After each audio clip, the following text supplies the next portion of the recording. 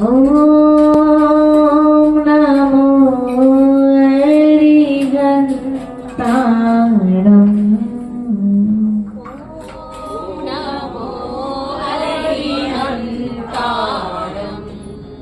ओम नमो श्रीसीताणं।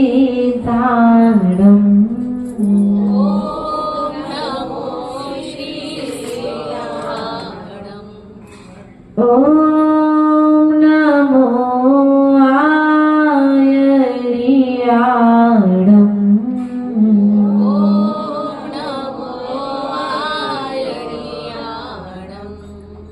ओम नमो वज्रायाणं।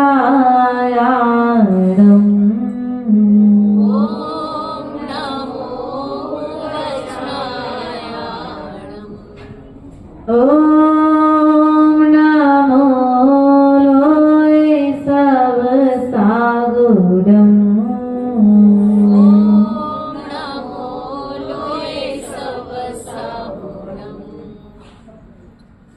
सिद्धों की श्रेणी में आने वाला जिनका नाम है, जग के उन सब मुनिराजों को मेरा नम्र प्रणाम है, मेरा नम्र प्रणाम है।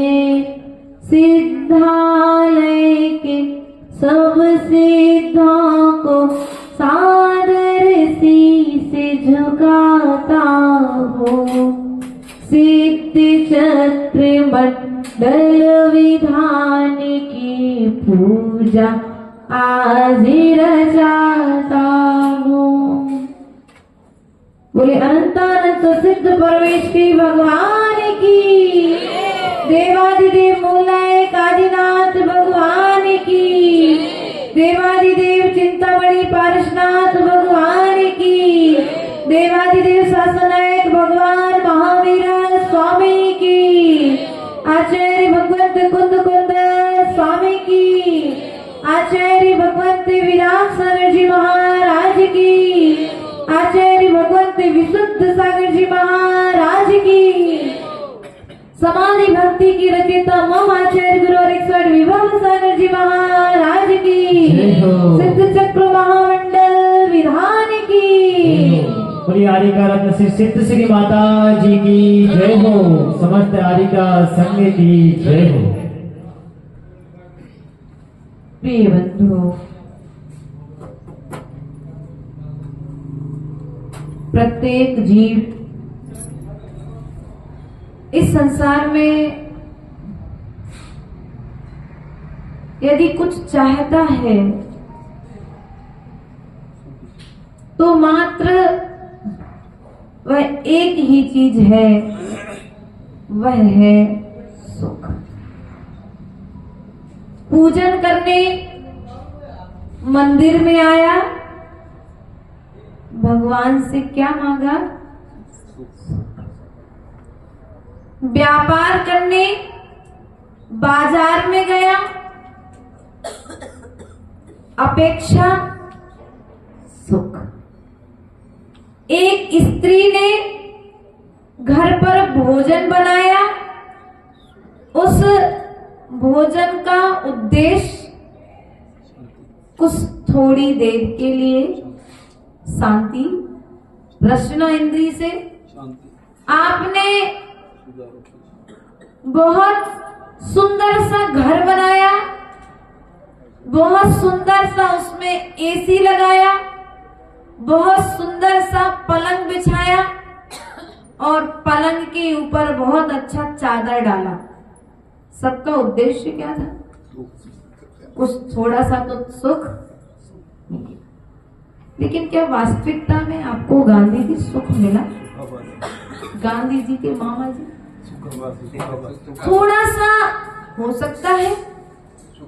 जितना सुख हमारे सिद्ध भगवान के पास में है, जितना सुख हमारे अरहंतों के पास में है, क्या उस सुख का एक कण भी तुम्हें प्राप्त हुआ क्या? नहीं। लेकिन फिर भी धनपाल जी पुरुषार्थ कहाँ चल रहा है? बोलो।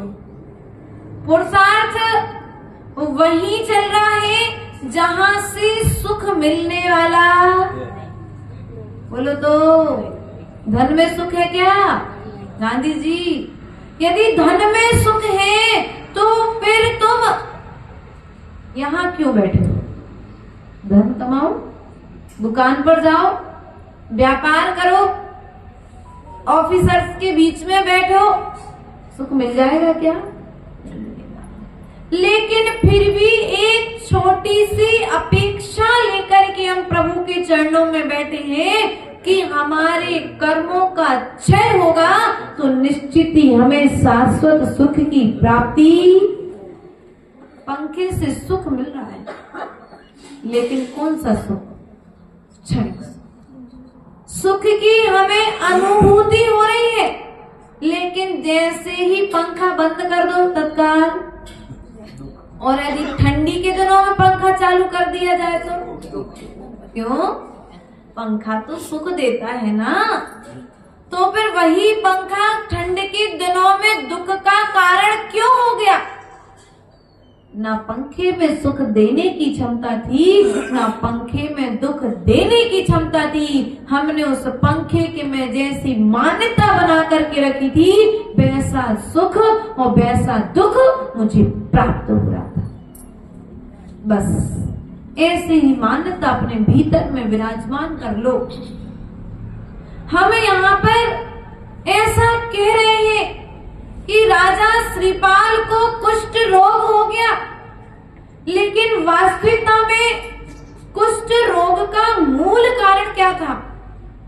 जब श्रीपाल वन में विहार करना था पीयूष भैया, और जंगल में जाते समय उसने एक जल्लोषधि रिद्धिधारी मुनिराज के देखा, और मुनिराज को देख करके उसने कह दिया, अरे ये तो कुष्ठ रोगी है। कौन है? बोलो तो कौन है? ऐसा मात्र कहने से उसे भविष्य में आकर के वह कुष्ठ रोग हो गया, और ऐसा कुष्ठ रोग हुआ, ऐसा कुष्ठ रोग हुआ कि राज्य छूट गया। और राज्य छूटने के पश्चात में कहने को तो राजा था, राज पद पर आसीन होने वाला था, लेकिन वह श्रीपाल भी दर दर को भटक रहा है। वही तो देखो कर्म का उदय, मैना सुंदरी का कर्म का उदय देखो कैसा उदय में आया कि कहा तो राजा की राजकुमारी पुत्री, प्रिय पुत्री, और वह पुत्री भी पिता ने कोढ़ी के साथ विवाह कर दिया। लेकिन फिर भी मैना सुंदरी ने कोढ़ी के साथ विवाह तो कर लिया, लेकिन कर्म का बंध नहीं किया। क्यों? कोढ़ी के साथ विवाह करने के पश्चात में भी कर्म का बंध नहीं हुआ। क्यों? आज की बेटी का विवाह कोढ़ी के साथ कर दिया जाए, कर्म का बंध करोगे कि नहीं करोगे? बहन करोगे? प्रणाम। अरे कैसा पति दिया, अरे कैसा पति दे दिया, ना देखने में अच्छा लगता है, ना इसका व्यापार अच्छा है। मेरे पिता ने तो जबरदस्ती मेरा विवाह, क्या हुआ? जो परिणाम में जो आकुलता व्याकुलता आई ना, इसने क्या किया? कर्म का बंध कराया। और जो कर्म का बंध तुमने किया है, वह कर्म का बंध अब उदय में आकर के दुख को प्रदान। इसलिए यदि दुख से बचना चाहते हो तो आचार्यों ने कहा है कर्म के बंध से बचो। कौन से कर्म के बंध से बचो? शुभा पुण्य से, अशुभा पाप से। शुभ से क्या होता है? पुण्य की प्राप्ति होती है, और अशुभ से पाप की प्राप्ति होती है। इसलिए अशुभ करने से बचो, और शुभ करने से, शुभ करने में अपने मन को लगाओ। हमारा मन कहाँ पर लगता है सबसे ज्यादा? ईमानदारी से बताना भैया, सबसे ज्यादा मन कहाँ लगता है? पाप बंद में। है पाप बंद करने में लगता है। अभी यहीं पर बैठे बैठे लोगों को नींद आ रही होगी, आ रही नहीं आ रही, किसी को नहीं आ रही। कई बार देखने में आता है यही प्रांगण है, इतना अच्छा प्रांगण है, यहाँ पर साधु आकर के बैठे हैं, साधना कर रहे हैं, भगवान के चरणों से हटने का मन नहीं होता, ऐसा लगता घंटों बैठे रहो। तो 2 टाइम की सामयिक तो हम लोग भगवान के चरणों में करते हैं। यहाँ बैठ करके भगवान की प्रतिमा हमारे कर्म निर्जरा का कारण बन रही है। और यहीं पर यदि कोई दूसरा आ जाए तो कहेगा चलो भी बहुत देर हो गई बैठे बैठे, अब चलो थोड़ा बगीचे में बैठ ले, चलो थोड़ा सा अपन घूम आए। क्या कहेगा गांधी जी? ये कहोगे ना, कब तक भगवान को निहारते रहेंगे? भैया जब तक तुम भगवान को निहारते रहोगे उतने समय तक तुम्हारे कर्म की निर्जरा होती रहेगी, और जितने समय कर्म की निर्जरा होती रहेगी उतने समय तुम कर्म के बंध से बचते रहोगे, और कर्म के बंध से बचते रहोगे तो एक दिन संसार छोड़कर के निर्बंध अवस्था को प्राप्त। हमें यही अवस्था तो चाहिए ना। कौन सी अवस्था चाहिए? यही वाली अवस्था चाहिए ना। तुम भी चाहते हो ना कि मैं भी भगवान बनूं, तो जो कार्य श्रीपाल ने किया था, मुनिराज को देख करके, मुनिराज की निंदा की थी, उनके तन को देख करके, किसको देख करके? ध्यान रखना गांधी जी, आप लोग यहाँ पर बैठते हो, ये क्षेत्र आप लोग के सानिध्य में यहाँ पर बन रहा है और आप लोग इसका संचालन कर रहे हो। एक बार ध्यान रखना, कोई वृद्ध साधु आ जाए, कोई साधु के साथ कोई भी नहीं हो, बिहार कराने के लिए बहुत झूम नहीं आया हो, उनका कोई भक्त नहीं हो, उनसे प्रवचन करते नहीं बनते हो, तो निवेदन कर लेना कि महाराज यहीं रुको, हम आपकी भैया वृत्ति करेंगे, ये क्षेत्र बनाना सार्थक हो जाएगा। क्योंकि तुम अचेतन भगवान को विराजमान करके उनकी पूजा कर रहे हो। एक बार चेतन भगवान को विराजमान करके तो देखो, ये पृथ्वी, ये भूमि तीर्थ भूमि बन जाएगी। चलते फिरते तीर्थ कौन है? बोलो तो, चेतन भगवान कौन है? अष्टपावण ग्रंथ में कहा है, मुनिराजों को चेतन भगवान कहा है। अरहंत की प्रतिमा तो मात्र एक स्थान पर रहती है, लेकिन चलती फिरती प्रतिमा यदि कोई है तो वे है निर्ग्रंथ मुनिराज। इसलिए जीवन में कुछ कर पाओ या न कर पाओ, लेकिन इस विधान का एक ही उद्देश्य है, एक ही लक्ष्य है, एक ही अभिप्राय हमारा आप सभी से कहना है। जितने भी लोग यहाँ पर हम सब विराजमान हैं, एक नियम लेकर के जाएं, एक संकल्प लेकर के जाएं कि जिस कारण से श्रीपाल ने पाप को भोगा है, हम ऐसा कोई कार्य ना करें कि वो पाप कर्म को दे हमारे जीवन में आए। आज हाथ गल रहे हैं, शरीर में स्किन झड़ने लगी है, मुख से बोलते नहीं बन रहा है। क्या है कारण? कारण क्या है? स्किन गल रही, अच्छी भली हाथ गल रहे हैं, अच्छी भली स्किन गिरने लगी, कारण फट रही है।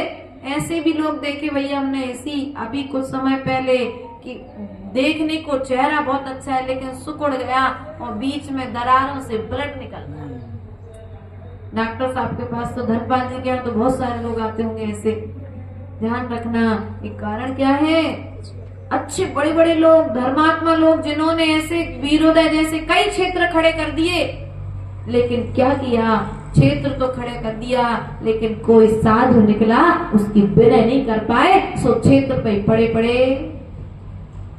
इसलिए कभी भी किसी भी निर्ग्रंथ मुनिराज की निंदा नहीं करना, उनके रूप को देख करके मुंह मलान मत करना, घृणा नहीं करना। नहीं कैसे महाराज है, साफे नहीं करते, कितना मैल लगा है, नहीं ऐसा नहीं कहना।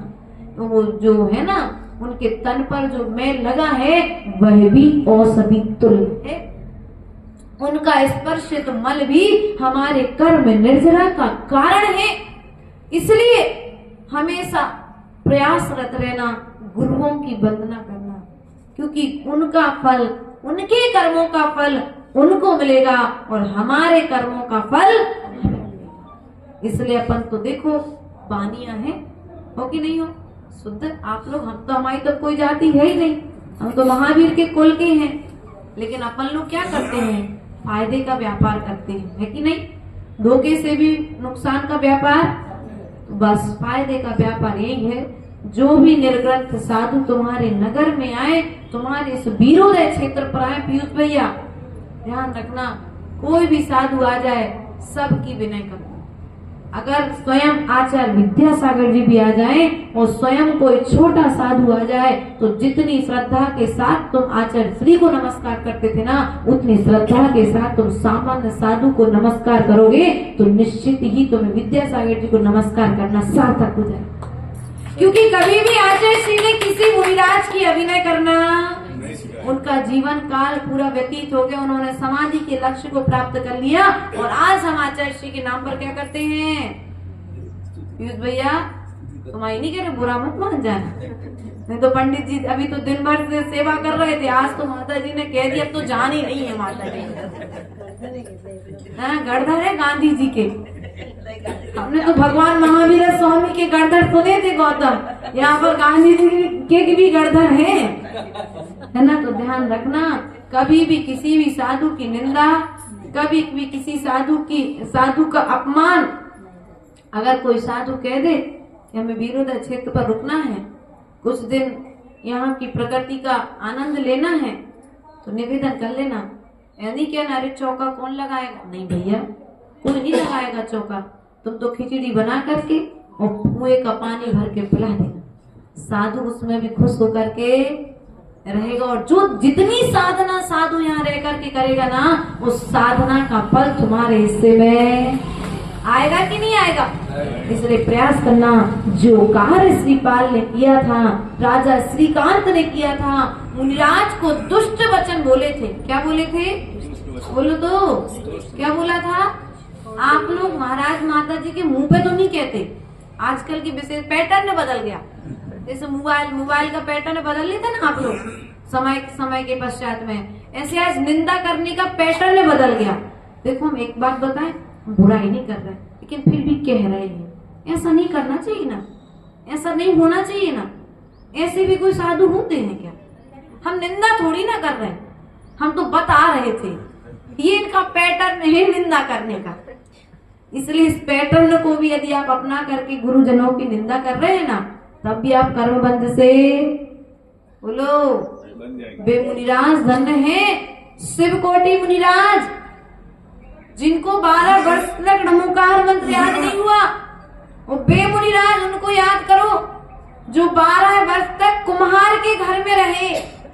मरण कंडिका ग्रंथ में कहानी आती है, वे मुनिराज जो वैश्या के घर में आहार करने के लिए गए और उसी घर में ठहर गए। क्या? उसी घर में ठहर गए। आहार का प्रभाव ऐसा हुआ, धोखे से पहुंच गए आंगन में। आंगन में जब पहुंच गए तो आहार हो गया। आहार होने के पश्चात में, क्योंकि आहार का प्रभाव मन पर पड़ा हो, मन पर जब प्रभाव पड़ा तो वहीं पर महाराज ने कहा थोड़ा आराम कर लें, वहीं पर रुक गए। और रुकने के पश्चात में कुछ समय पश्चात उनने खूंटे पर उनके पिच्छी कमंडल उन्हें देखे। वो 12 वर्ष बाद उन्हें स्मरण आया कि अरे मैं तो मुनिराज था, माघनंदी मुनिराज। और पिच्छी कमंडल उठाए और बाहर जाकर के अपने जंगल में धुरंधर तप किया। और धुरंधर तप करके वे कहाँ गए? या तो मोक्ष गए होंगे या फिर स्वर्ग गए। इसलिए प्रिय बंधुओं, कौन सा जीव क्या करना है और किस जीव का क्या होना है, इससे हमें कुछ नहीं करना है। हमें तो पर वस्तु के निमित्त से कर्म का बंध, क्योंकि जो आज पापी दिख रहा है वो कल परमात्मा। बोलो तो, जो आज तुम्हें पापी दिख रहा है वह कल परमात्मा बन सकता है। क्योंकि अंजन जैसा चोर जो हार चुराने के लिए गया था और हार चुरा करके जब लौट रहा था तो उसने आकाशगामी विद्या सिद्ध की। और विद्या सिद्ध करने के पश्चात में उसने जाकर के दिगंबरी दीक्षा ले ली। और दीक्षा लेने के पश्चात में वह निरंजन पद अर्थात मोक्ष को प्राप्त। बोलो तो, कैसे ऐसे कितने उदाहरण अपने ग्रंथों में आए हैं। लेकिन आज हमारी स्थिति है, हम पाप से घृणा नहीं करते, हम पापी से घृणा करते। बल्कि ग्रंथकारों ने कहा है, आचार्यों ने कहा है, पाप से घृणा करो, पापी से घृणा मत करो, क्योंकि आज जो पापी है कल वह परमात्मा, बोलो तो, आज जो पापी है कल वह परमात्मा बन सकता है। इसलिए इस सिद्ध चक्र महामंडल विधान से हमें यही प्रेरणा लेना है, हमें पाप से भी घृणा नहीं करना है और हमें पापी से भी, बोलो तो, पाप को करना नहीं है, पाप को छोड़ना है। किसी भी रूप में तुम पाप को अपनाओगे तो पतन निश्चित होगा ही होगा। इसलिए आज के प्रवचन का सार मात्र इतना है कि जो कार्य श्रीपाल ने किया, मुनिराज को कुष्ठ रोगी कहा, कोई मुनिराज को बमन हो जाए, किसी मुनिराज को जंगल हो जाए, पाटा गंदा हो जाए तो साफ करवा देना, गुस्सा नहीं करना। हो सकता है, क्योंकि एक उदाहरण अभी पंचम काल का ही है, हमारे संघ में माता जी लोग बताती थी, वृद्ध चुल्लिका जो है उन्होंने बताया था मुझे, संस्तुति श्री माता जी शैलमती माता जी की मातेश्वरी है। तो बरेला की बात है, एक मुनिराज बहुत बीमार हुए, चतुर्मास चल रहा था उस नगर में मुनिराज का, और मुनिराज जब बीमार हो गए तो बीमार होने के पश्चात में मुनिराज पास में ही जंगल जाने लगे। पहले बहुत दूर जंगल जाते थे, फिर पास में ही जंगल जाने लगे, और जब पास में ही जंगल जाते थे तो उनके सफाई के लिए एक बाई को बुलाया गया। वो बाई रोज मल साफ करती थी, लेकिन एक दिन वो पन्नी लाना भूल गई। उठाने के लिए पन्नी डालती होगी हाथ में, तो पन्नी नहीं लाई, तो उसको हाथ में कुछ चरम रोग था। उसने, अब कौन जाए घर तक पन्नी लेने के लिए, हम ऐसे हाथ से मल उठा देते हैं। उसने अपने हाथों से मल साफ किया, और जब मल साफ करने के पश्चात उसने हाथ धोए तो उसने देखा कि उसका जो रोग था वो ठीक होने लगा। अभी पंचम काल की घटना है ये, है ना। मल से थोड़ा उसे रोग में आराम लगा। अब मुनिराज तो बीमार थे, सो महीने 1.5 महीने तक गए वहां। अब वो रोज साफ करती और उस मल से उसके, अब वो हाथ से रोज सफाई करने लगी, उसका रोग ठीक हो गया। अब एक दिन मुनिराज वहां पर जंगल नहीं गए, तो उसने पूछा समाज की महिलाओं से कि भाई वो महाराज जी जाते थे, वो महाराज जी कहाँ है, और यहाँ पर सफाई नहीं करना क्या, महाराज जी जंगल नहीं जाते क्या। तो लोगों ने पूछा क्या बात है, आप क्यों पूछ रहे हो, आपका तो काम है, अगर पड़ा हो तो साफ करो, नहीं हो तो क्या दिक्कत है आपको। तो उसने कहा कि हम तो इसलिए पूछ रहे हैं क्योंकि हमारे हाथ में ये चरम रोग था, और हम रोज महाराज कमल साफ करते थे, उसके प्रभाव से हमारे हाथों का चरम रोग ठीक हो गया। तो ऐसे कई बार आश्चर्य, ऐसे चमत्कार, यदि श्रद्धा में चमत्कार है तो तुम्हें मल उठाने पर भी तुम्हारे जीवन में चमत्कार हो जाएगा। इसलिए अपने जीवन को यदि हमें ऊंचाइयों पर लेकर के जाना है तो हमारे लिए गुरुजनों की विनय सदा करनी पड़ेगी। सुख की प्राप्ति, यदि शाश्वत सुख की प्राप्ति करना है, क्योंकि अरहंत हमारे बीच में नहीं है, सिद्ध हमारे बीच में नहीं है, लेकिन अरहंत और सिद्धों के स्वरूप हमारे निवृत्त मुनिराज ही मात्र एक ऐसे हैं जो हमें मोक्ष का मार्ग बता रहे हैं। तो हमें प्रयास करना चाहिए कम से कम इस पंचम काल में, जब तक हम स्वर्ग और सिद्धालय को प्राप्त नहीं होते हैं, तब तक के लिए तो इतना नियम ले लें कि ना हम कानों से बुराई सुनेंगे और ना मुख से बुराई करेंगे, क्योंकि करने में भी और सुनने में भी कर्म का बंध होता है। यही कर्म बंध से बचने का उपाय है। बोले भगवान महावीर स्वामी की, जिनवाणी के ज्ञान से सूझे लो कालो।